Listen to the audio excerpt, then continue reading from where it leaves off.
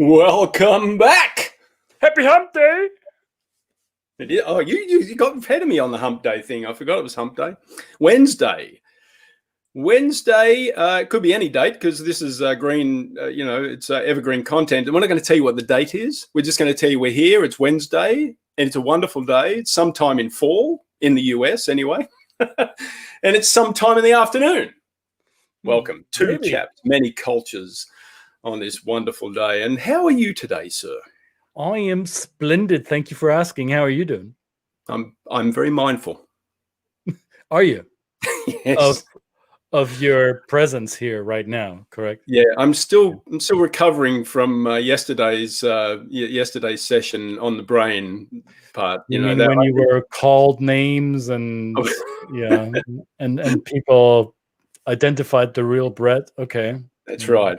I was called out, but no, I mean, I think it was a great session, and we learned a lot. We've probably plenty more to learn, and yes, and in those cases, I think we need to take some time to give our minds a rest and be, just see where are we at. I mean, I don't know much about mindfulness at all, but we have somebody who does.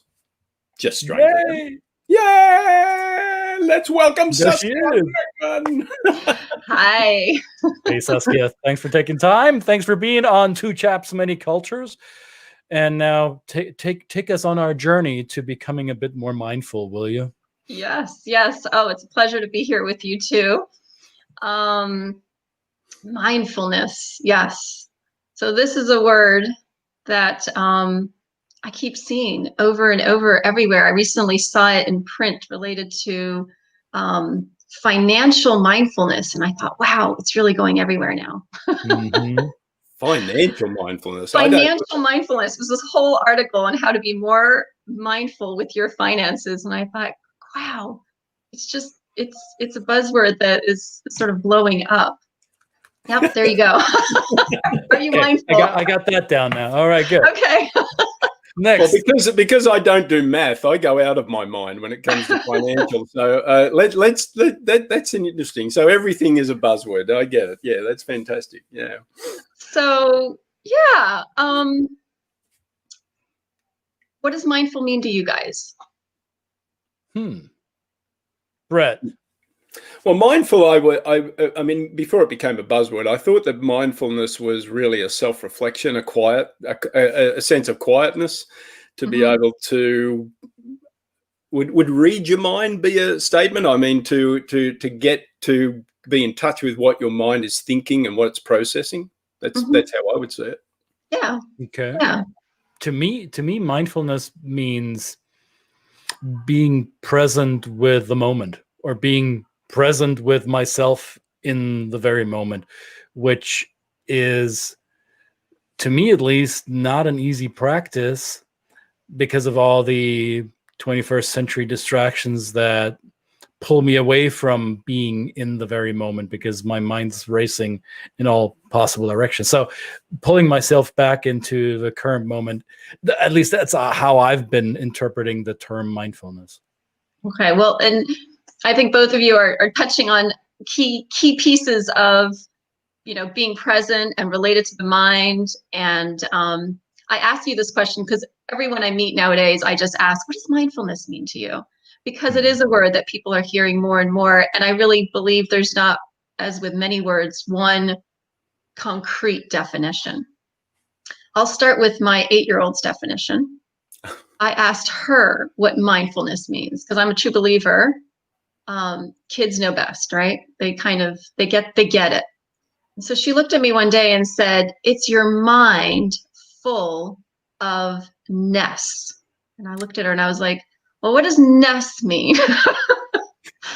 She was like, nothing, Mommy, nothing. It's your mind full of nothing.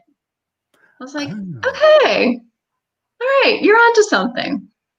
So I asked a bunch of her friends, and at one point I wrote it down. I just got on this little research of what are 8-year-olds or kids of that age thinking, and it was a slew of things. But it was really interesting because even they at 8 are hearing this word. Not just my daughter who hears me talk about it, but kids in her class, kids in her grade. So maybe I'll share with you both a little bit how my journey and how I got into mindfulness as an interculturalist. So like both of you have been working as an interculturalist in the field for quite some time. And when I had my daughter at 40, I took a break. I had her later in life, boom, life transformational experience. And prior to having her as an interculturalist, I was also teaching meditation and yoga. But I never shared those two worlds. So as a yoga instructor and meditation instructor, I would talk to my students and they thought this is what I did full time. And as an interculturalist and coach and consultant, my world in that arena thought that's what I did full time. And it wasn't until I became a mom, sort of a third identity, that I thought, I can't do all this without combining them together, bringing my worlds together.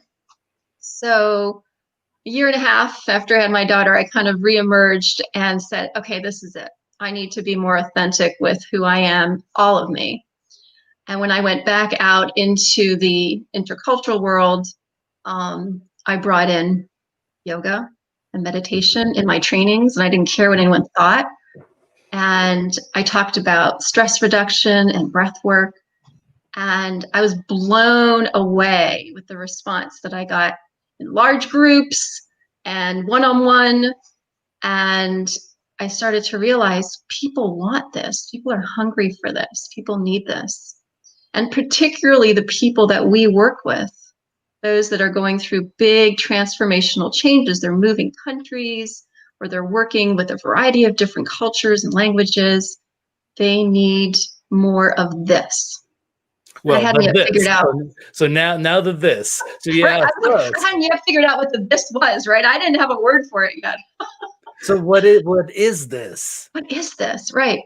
So what I started to realize this is under the umbrella. I'm going to call it the umbrella of mindfulness.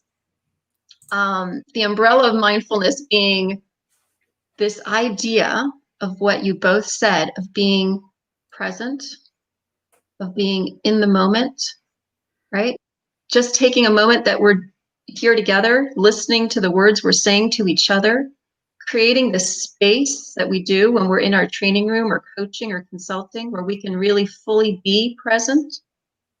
And so I started to realize that I could combine the two together. And that allowed me to be even more effective in the work that I did. And so then I heard this word mindfulness, and I started looking it up, and I started connecting with it and reading about it and taking classes and really delving in. And what was really interesting is I came upon a person called Jon Kabat-Zinn. I don't know if that name rings anything to either one of you, but Jon Kabat-Zinn is one of the founders, I would say, of this term mindfulness. Okay. And I'm going to read a quote of his. And he describes mindfulness as the awareness that arises through paying attention on purpose in the present moment, non-judgmentally. So I'll read that again. So mindfulness is awareness that arises through paying attention on purpose in the present moment, non-judgmentally. So when you combine all that together, you are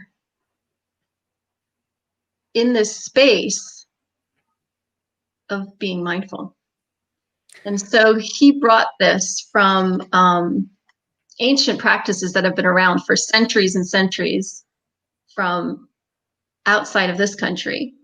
And I'm just reading right here. So he is the founder of the Stress Reduction Clinic at the University of Massachusetts. And he's been doing this since the 70s.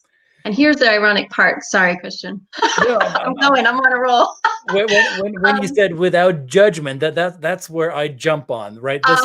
Because this is what is apparently in my practice, what I notice with, well, I noticed it first with myself and then within my immediate circles, and obviously also with the people that we work with, that judgment, especially in our modern times, tends to be something that is almost programmed to be a default, that we jump to judgment, and the suspension of judgment is the hardest part for many of us. So do you have any tricks, any tips on how to suspend or pause that judgment with a button and be present with the moment without categorizing it? So it's a really good question. And that's why I repeated that definition twice and left that non-judgment at the end, because I think that is the hardest part, right? We're all human. I say that all the time. We're all human, and humans judge, right? We're constantly comparing, judging, figuring, the difference between A or B. And so from my experience, and that's all I can go by, that withholding that judgment comes with practice. And so that practice is going into the mind, being still with the mind. And I thought at some point we may practice this all together. And just noticing when we do become judgmental. And judgmental could be as simple as, oh, was that breath long enough? Oh, am I breathing through my nose or through my mouth? Oh, it's like all these little stories or conversations that we have when we're in the moment. Did I do that well enough? Is it long enough? Is it too long? Was that a 4-part breath? Right? As you start doing this. But I just wanted to share something about Jon Kabat-Zinn, because this was really an amazing story. Without realizing it, I met him before he was the Jon Kabat-Zinn. Now, he's been the Jon Kabat-Zinn forever, but I met him in the 90s, early 90s, at a friend's home, having no idea who he was. He just happened to be a friend of a friend. And so when I found this out, I was amazed. And I was equally amazed when I found out that our daughters have the same name, Serena. And I had no idea. So I just had to share that, because I feel like somehow there's a connection with this guy who's really in the mindfulness world, a big guru right now. He's the guy. He's one of the guys. Nice. Yeah. Well, you might want to say, hey, do you remember when we met? Do you remember me?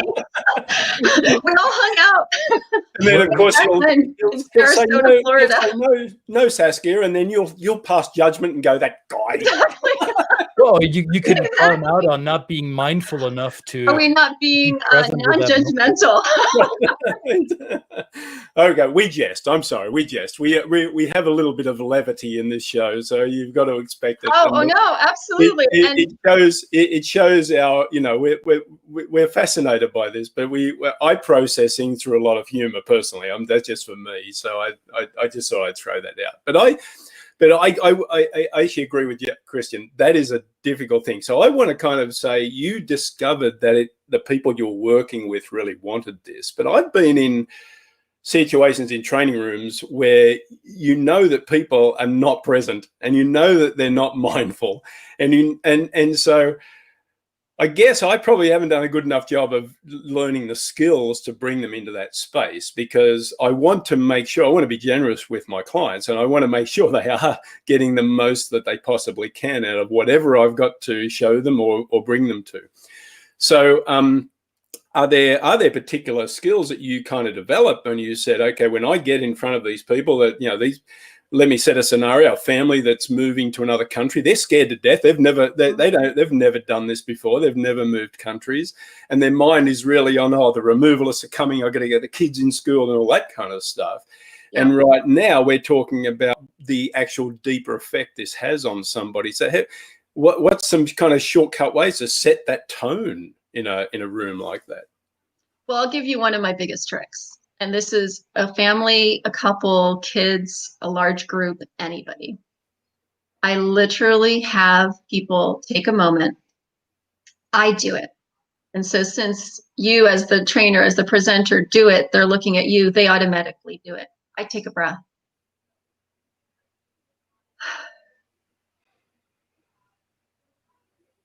It can be big, it can be small.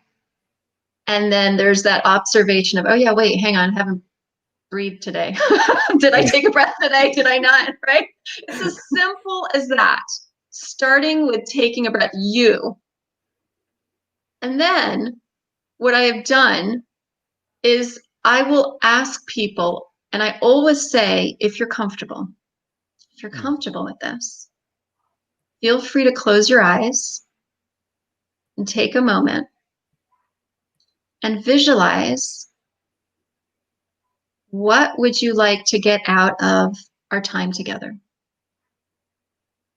I want you to visualize 3 things that you would like to walk away with. Moment. Notice your breath.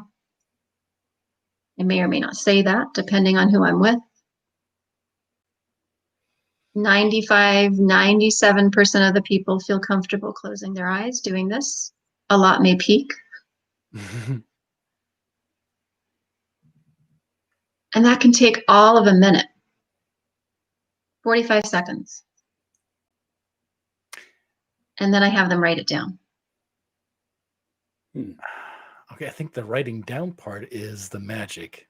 I mean, all of it is magic, but I think the writing down part is magic because it overcomes, for those of your participants who may peak or who may pass judgment in their head and think, "Who's this that is crazy? lady? She's a total kook. Oh my God, who What am I is she hanging out with?" doing? Why are we doing this crap? And I have other things to do." But when you prompt them to write it down, like, Write it down. "Oh shoot, this is for real. Okay, so I'm deliberately on purpose processing." Maybe I'll close my eyes now for a second just to see what's in there, and then I'm going to go write it down. Yeah, I like that. So kids do it, grown-ups do it. And so that is just a way, I think, also to bring them present in the moment. Because as we all know, before you get into a room, you're doing 400 other things. And you may only physically be there. I mean, I think that's what you're saying, right? They may only physically be there. Their body's there sitting with you, but their mind's somewhere else. Their emotions are somewhere else. And so for them fully to be present, somehow taking that sense of vision, going inward, which may feel really kooky to a lot of people and uncomfortable. And that's why I say to some, it may just feel like, no, I can't do this. I'm going to do my eyes open, whatever you say, lady, that's fine. Yeah. Now, here's a suspicion I have, and maybe I'm off here, but you said you started to marry those two worlds once you became a mom.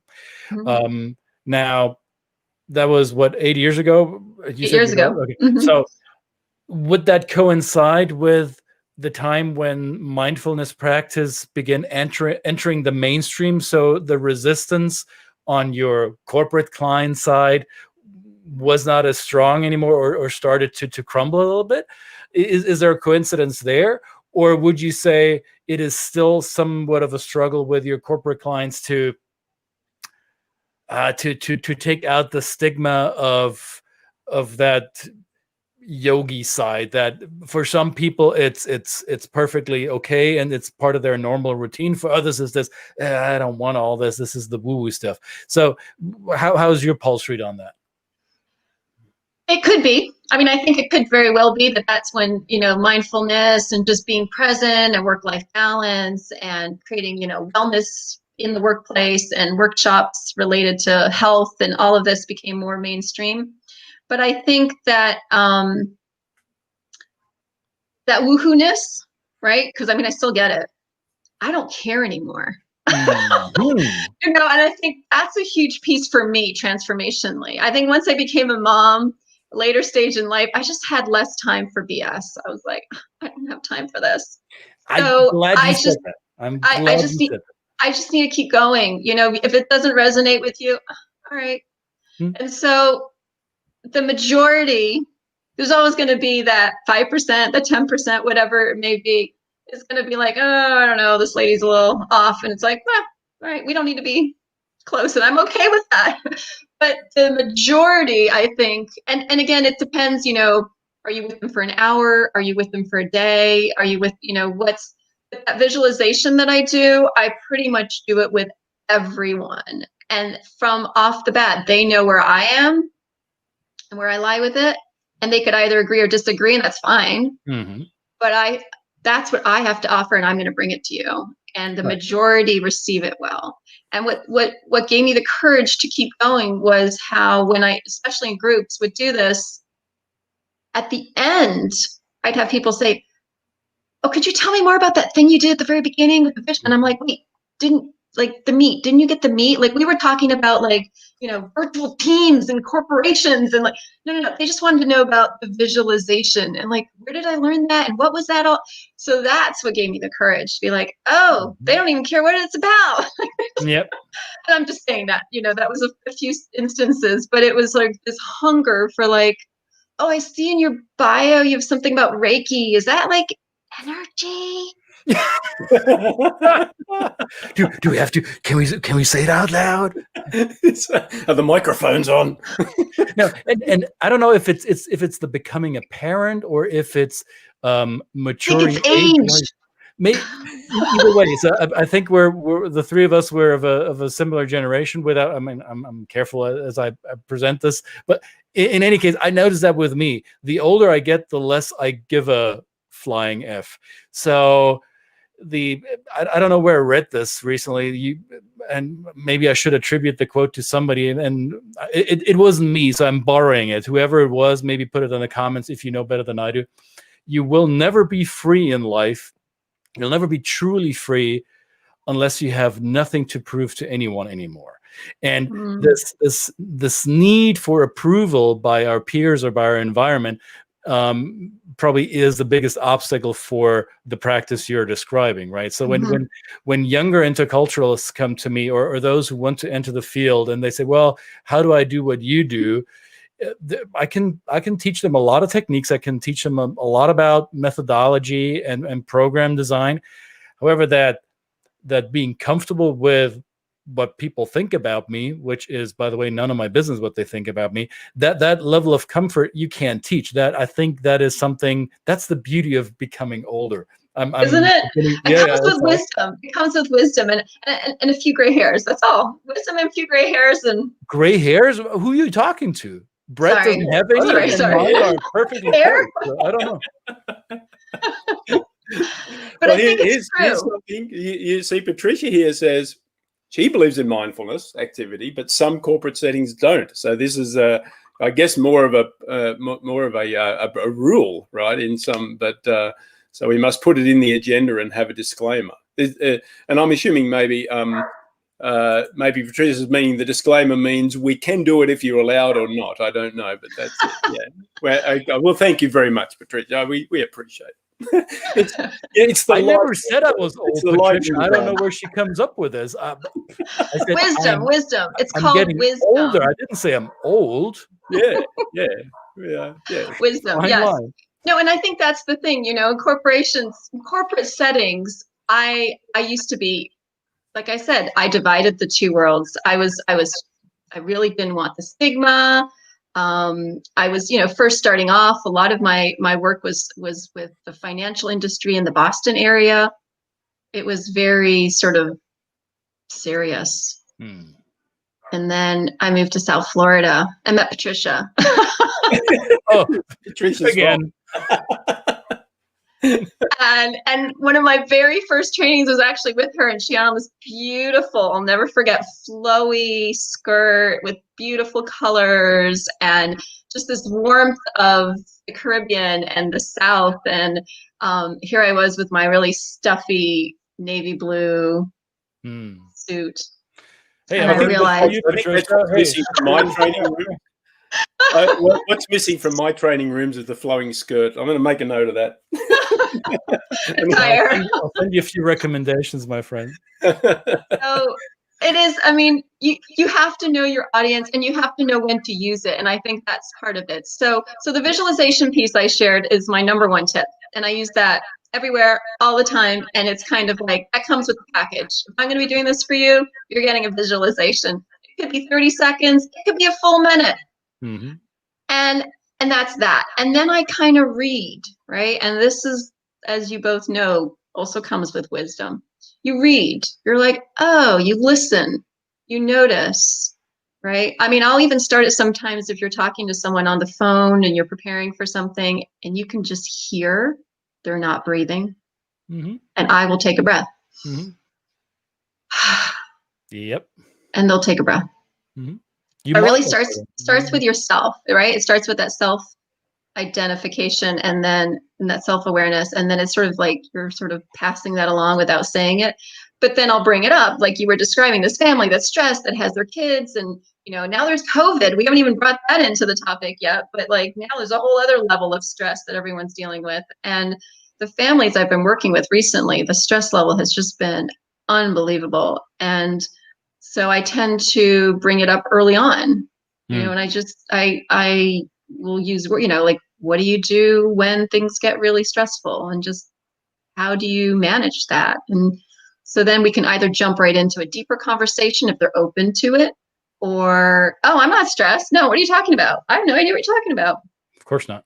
And so yeah. But I mean, I have done yoga. I have done breath work. I've done all sorts of crazy things in training rooms, depending on who I'm in front of and who I'm working with. And I just bring it all in now.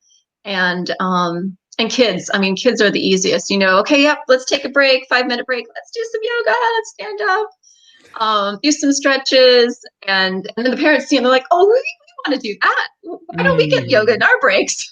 All right, you're open to it. Here we go. Yep. I often, I was going to ask about children, because I know that with my daughter, I downloaded the Headspace app, and there's actually a whole section in that for kids. Yeah. And I thought to myself, oh, she'll probably think that's nuts. But every night, Dad, can I listen to Headspace again? That's great. But it really does. She loves it. She lays there and she does. You can see her. She's stretching her fingers. She's, and she never really has ever had any trouble sleeping anyway. But it just seems to be something that really, knocks her out. And not just for sleep, but relaxation. And I guess I could probably, and she's stopped doing that a little bit lately, and I think maybe in this situation it's probably a good time to reintroduce it. Yeah. Well, and it's easy for kids that age. Saskia, yours is 8. Brett, your daughter's what, 10, 11 now? 10, yeah. So I think when they hit the preteen, here's the wise dad giving us some wisdom of teenagers. Parental wisdom. Once they reach that teenage age where the judgment kicks in, the peer judgment kicks in and takes over, they slowly but surely begin not to be as uninhibited as they were when they were younger, right? So we're all born perfect, and then our parents mess us up, or it's the environment, whatever. So it's being playful like that, and rediscovering the trapped child within us that has been conditioned to not do this or do that. That is something that can be very liberating. And I don't want to put it that way.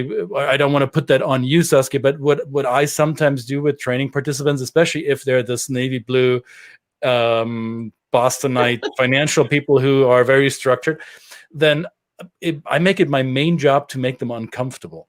Mm-hmm. Oh yeah, isn't that fun? Oh well, yeah, to a certain level, right? So I put them into an awkwardness, and then I take out the pressure a little bit. Say, okay, so how did that feel? Was that weird? Yeah, and here's how it was weird. It was weird for me too, and then we can talk about it. So, love it. Yep, that comes with wisdom, and it's always with kindness. But yes, you kind of sometimes get a little jolly out of that discomfort. And I often will say, you don't have to like me, but it is kind of my job to guide you through this. So here we go. This is what we're gonna do. Yep. None of you have to like me. You don't have to like me. I don't care if you like me.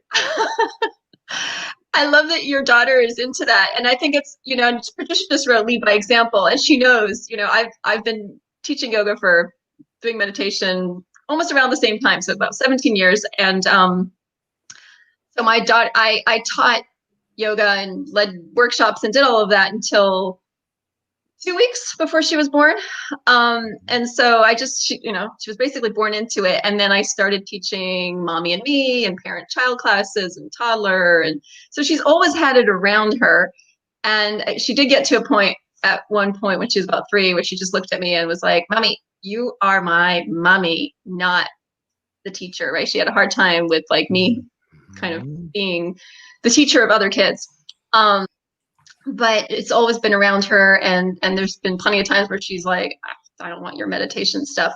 But I always have something on. Like this morning we were listening to a friend. Every Wednesday morning, a friend does a 15-minute meditation. I put it on the breakfast table, and sometimes my husband rolls his eyes. Sometimes my dad rolls his eyes, but it's there. And so we listened to it this morning, and after, she's like, "Could we do another one of those? That was really good." Mm-hmm. And like what she did, she was doing this particular meditation outside under a tree, and so I was like, "Okay, let's find something outside." And so it's just kind of starting, and here we're sort of diverging to the youth, but I think the next generations, we're in that generation where it's starting to be more accepted. Like you were saying, Christian, maybe it was 8 years ago, maybe it coincided with when I had my daughter, maybe it was kind of this, I'm a mom, I have so little time that I'm just gonna do my thing, and if you don't like it, too bad. But I think in the next coming generations, it's no longer going to be the woohoo or the, Right. Oh, that's odd. It's like, oh yeah, that's just part of what we do. And it already is in so many other cultures than our own. Right. And so yeah, that's definitely the case, right? Right. I was going to, we could assume that we might be presented with a preconception if we find ourselves in the room with somebody from a culture that we perceive is going to be like that, and then perhaps they're not like that, so right. we should be open to doing it with everybody. So you conduct workshops and things like that. I know you've got one coming up, but so when you teach these workshops, are these the kind of training techniques that you teach people, or is it more about their own, or is it a combination of both? That's the kind of what do people expect out of a workshop with Saskia? Well, what I try and do in my workshop, so this coming workshop that I'm doing, it's a 6-week workshop, and it's basically, I call it the mindfulness journey, because I really do feel like it is a journey, right? We all start somewhere, and we don't necessarily all start in the same place, and then we go through a process. And the idea is in the 6 weeks, we meet once a week, and we're able to be together.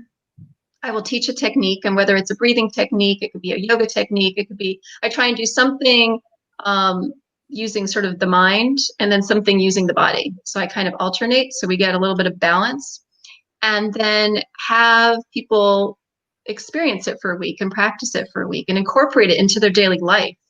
Because I think what we find is, with something like mindfulness, whether it be, practicing meditation or doing some yoga in the morning, it's great if you do it once or twice, but the value really lies when you incorporate it into your daily life. Mm-hmm. And then to be able to come back and reflect about it in a group setting and say, hey, this worked, this didn't, how did it feel when you did this? And this was kind of new to me, and this didn't work out. I'm going to try something different next time. To have that sort of safe group to share that with, and then to move on. Mm-hmm. And so what I'm hoping to bring is, in many ways, to normalize it and give people tips and techniques so that they can use it in their everyday life. And like I said earlier, once it starts with you, you can then share it with others, so that you could bring it into your training room. You can bring it into any setting that you would in your everyday work. Ideally in your family. What do we say, Christian? Learn, do, and teach. Teach. Learn, do, teach. That's Learn, the trifecta. That's the trifecta. Learn, do, and teach. And so that is really what I'm hoping to bring. And part of that for me, my journey, as it's continued, we all, back in March, our whole lives sort of came to a screeching halt for so many of us. And I really was looking for a way to bring some peace into my own life and some stability and balance and grounding. All of a sudden, like probably for both of you, our kids were at home and our spouses were at home, and everything was just sort of very different from one day to the next. And so what I did, which was sort of uncharacteristic because I tend to be more of a private person, I got on Facebook and did a Facebook Live for 10 weeks straight, daily, from Monday through Friday for an hour, half an hour, and did my own mindfulness practice. And it had some yoga, it had some breath work, some guided imagery, visualization, all different tools that I was using during that time. I was just sharing it openly with anyone and everyone. And during those 10 weeks, I just got so much feedback like, oh my gosh, tell me more. Mhm. And I thought, all right, I've got to do something with this. Again, there's a hunger, and that's kind of, Right. I think, the theme that I'm feeling. There's a hunger, there's a need, and that's how these workshops came about. Giving people the tools that we can use every day. That's simple. That's not too woohoo. That you can really just use. And I absolutely want to do one with you guys if you're open to it right now, right here. Let's do it. Let's do it. All right. All right. Are both your feet on the ground? Yes, they are. Okay. I know you're, it doesn't matter if you're standing or seated, but as long as both your feet are on the ground, you're good.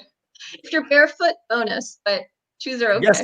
You want me to prove All right. it? What if you've got pajama pants on? Is that okay too? Pajama pants, extra bonus points.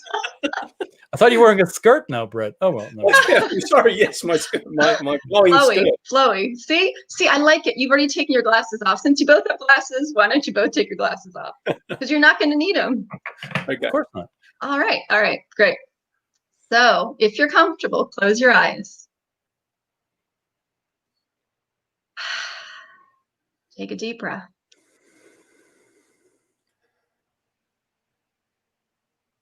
Feeling your feet underneath you. Maybe even lifting your toes and your heels so you can feel your feet fully connected, fully grounding you. Notice your breath. Notice the quality of your breath. Notice the pace of your breath.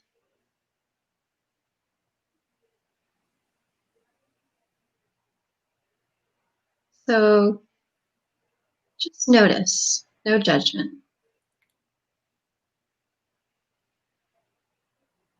Bringing one hand on your chest, one hand on your belly. Taking a moment to find that connection with your breath.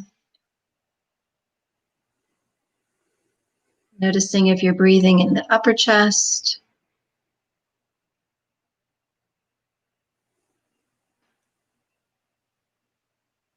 or belly.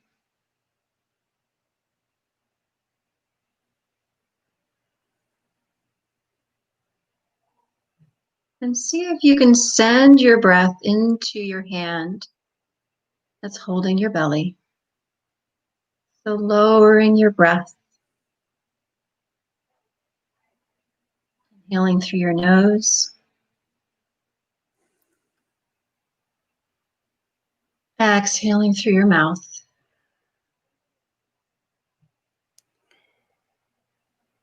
Big, deep inhale into your hand, expanding the belly. Exhaling it out. A couple more breaths here, inhaling and exhaling.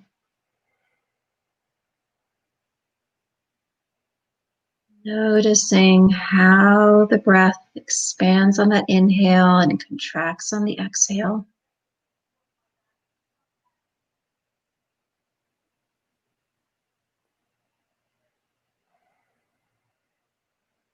And just releasing your hands, continuing to breathe.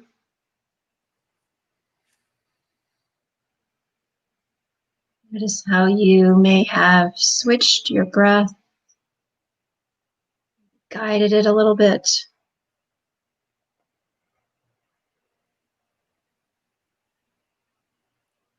And then letting go of focusing on your breath.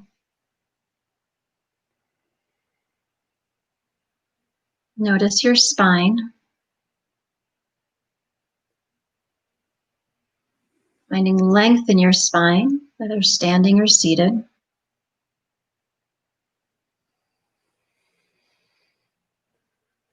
And then coming back to noticing your breath. Notice the pace. Notice the quality.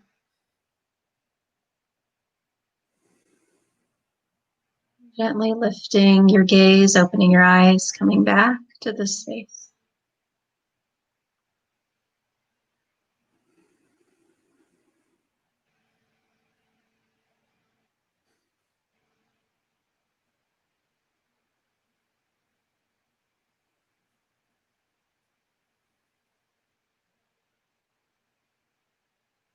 How are you guys doing? Doing great. Nice. Very nice. A disclaimer, because if you're watching this and you're driving, It's too late now. We don't. which you shouldn't be anyway. But I mean, Well, your feet wouldn't be on the ground; they'd be hopefully on the pedals. they would be, yes, unless you're on. Yeah, unless, there's cruise control and all the kind of stuff. No, that was very good. I'm sorry to break the mood a little bit, but that was great. Yeah, absolutely. So how was it? How was it for you guys? Yeah, I find I find it hard to go back to my singing training and breathe through with supporting my diaphragm. So it's a very that kind of exercise is something I'm kind of used to.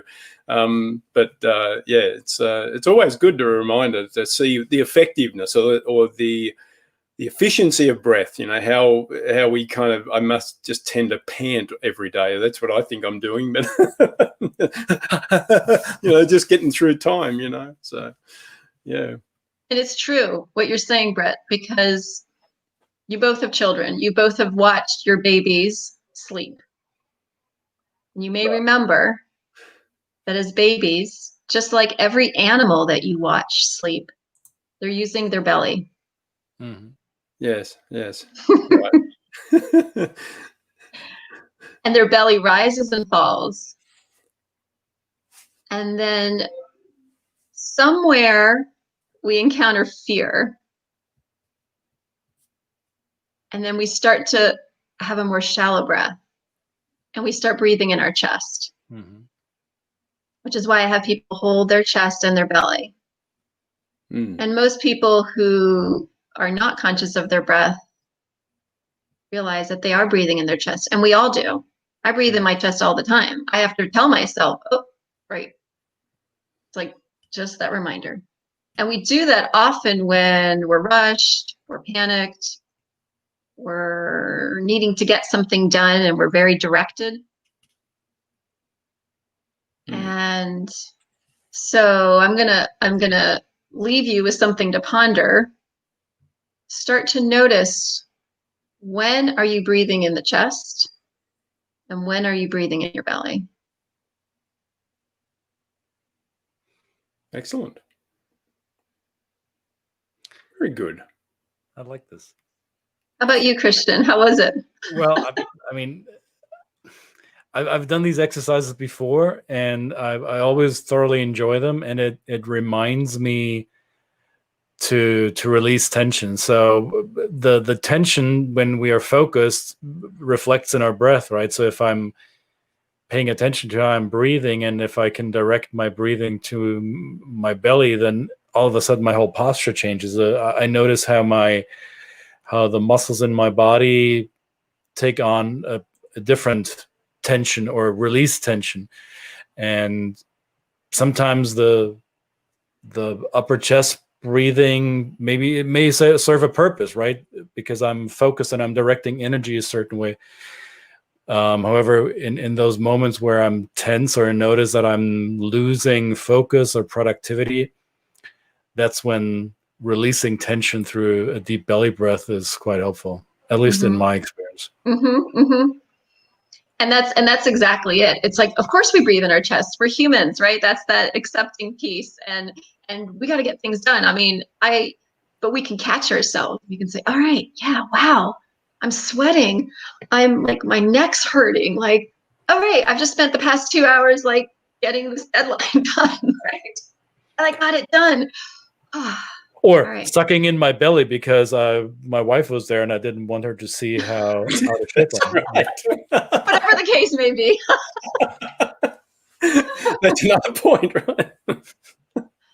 But I think the point is awareness, right? If we can control our own breath and our own awareness, and then help others in their journey of controlling their breath and reducing stress, especially in these uncertain times,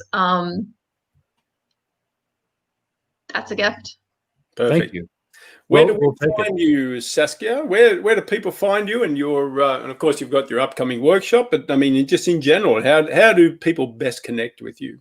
Facebook is probably the best way, and I have an email I can leave. those are probably the two best ways to get in touch with me. Yeah. All right. So, So now it's you know it, people. Click Yep. click on Saskia here, and we'll just post your Facebook profile in the comments, because perfect. sometimes people don't get it, how to click on names and stuff. Are you in charge of that? I can find it here. I'll put it in the comments. Oh, You're a good man, Brett. I try my best. No, you either do or you do not. There's no try. There is no try. That's right. All right. Saskia, thank you for taking time for us. Thank you for the exercises, plural. And It's my pleasure. Have a wonderful, productive, and mindful rest of your week, I would say. Thank you. It was a true pleasure being with you guys. You guys are a hoot. I had a blast. Thank you for having me on here. Thank you so much. All right. And for everyone else watching, see you back tomorrow. Two chaps, many cultures with, well, we'll see what we got up our sleeve tomorrow. Stay tuned. Bye.